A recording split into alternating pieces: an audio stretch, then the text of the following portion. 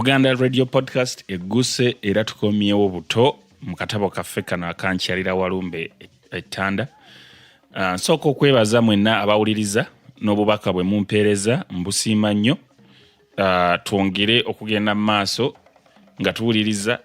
Bw'oba oyiseeko oba ku YouTube ng'awo mbuliraako wajja owuliriza wajja osinziira na biki ebisinza okunyumira, oba olinayo n'akatabo ke wandyagadde tutandike tugweko tusome. Obubaka obwo mbweyanza nnyo bwe mubeera mu buweereza.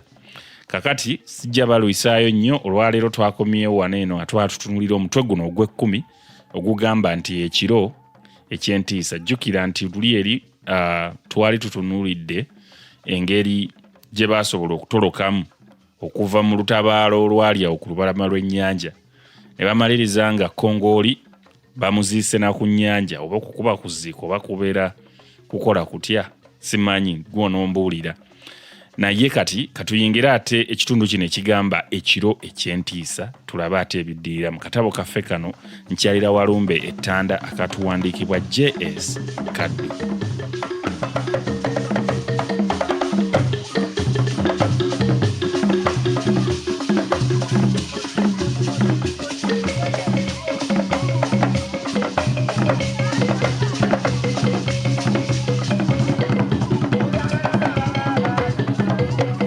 Nkyalira Walumbe Ettanda omutwe ogw'ekkumi ekiro eky'entiisa.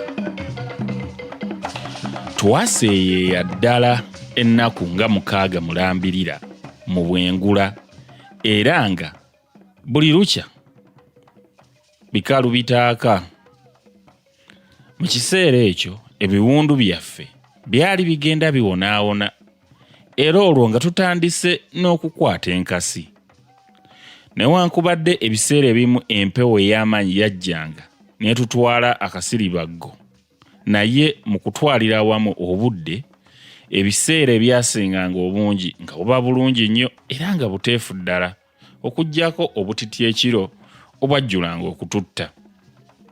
Ku makya g'olunaku olwali olw'omukaaga nga tuli ku guyanja ogwo, twatandika okulengera ekintu ekyatufaananira okuba olubalama. Awo nno katono essanyu litutte. Eryaato twalivuza ndasi nnyo era nga tusuubira okutuuka ku kintu ekyo akawungeezi. Mu kiseera kino emmere yaffe yali etandise okukeewa, naye olw'okubanga twalina essanyu lingi nnyo tusuubira okuwona oguyanja guno ogw'emagombe n'okulya ekyemisana kwolwo tetwakijjukira. Twakanda kuvuga lyato ng'ekintu kiringa ekyeyongerayo obweyongezi. Obudde bwali lwaggulo ddala, twagenda okulaba ng'eggulu litandika okwefuukuula, agale nga kwekuluumulula geekuluumulula. Wamma ggwe nga kazigizigi yatandika okukwata. Wano twatandika okutya, kubanga ne gye twali tugenda nga tetukyalabayo.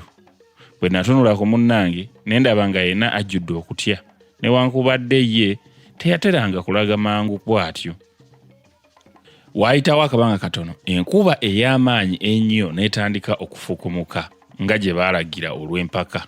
Empewo ey'omuggundu n'etandika ng'erimu n'ebigenda byesooza awamu n'okukaaba. Eggulu ne libwatuka era nga n'okumyansa kwe litadde, wamma obudde ne bugayagaya. Ekyaato kyaffe ne kitandika okuleewa nga kisena amazzi ebbali n'ebbali. Ekiyumba ekyaliko ekyo tetwalaba gye kyalaga.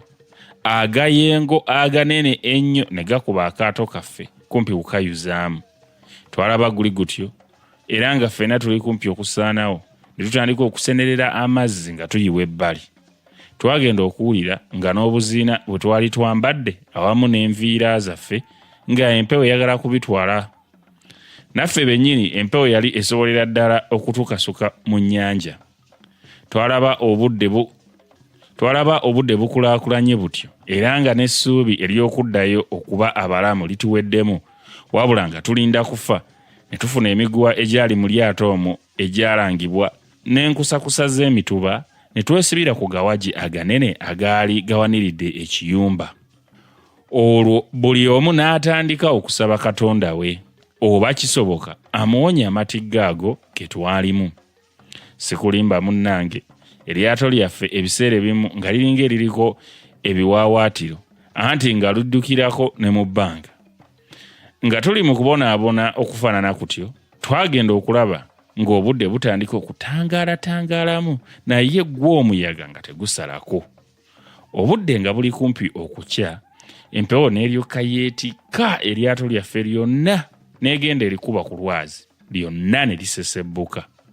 Ffe okugenda okwejjuukiriza nga tuli ku lwazi. Wano nze nali ng'aloota. Mu kiseera kino nakka nali sikyajjukira nti tuli naye. Kyokka bwe namujjukira ne ntandika okumagaamaga naye nga sikyamulabako. Kyokka kye nzijukira mu kaseera ako we nawammantira nakka obudde bwali bugenda butandika okuteeka.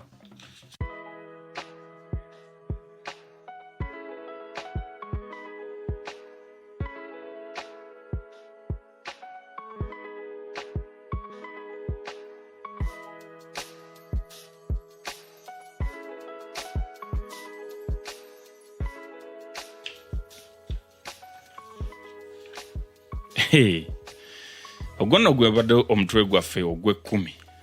Omutwe ogwa kazigizigi kwegamba luno lwali lutalo lwa nnyanja. Ennyanja ndowooza mwagirabye okuva eri ku ntandikwa yonna nga nteefu. Kwegamba nga bali ku kawewo beeyagala. Naye baba balengedde anti bagamba obwato bufa ki? Obwato bufa magoba. Baba batandise okulengera amagoba. Ennyanja neefuuka ennyanja.